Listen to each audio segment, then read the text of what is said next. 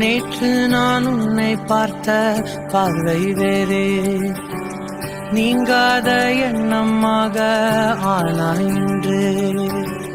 உன்னோடு நானும் போன தூரம் யாவும் நெஞ்சிலே நீங்கார நினைவுகளாக அணைய இங்கே மிஞ்சுதே. நூலறிந்த பட்டம் போல உன்னை சுற்றி நானும் ஆட, கைகள் நீட்டி நீயும் பிடிக்க காத்திருக்கிறே.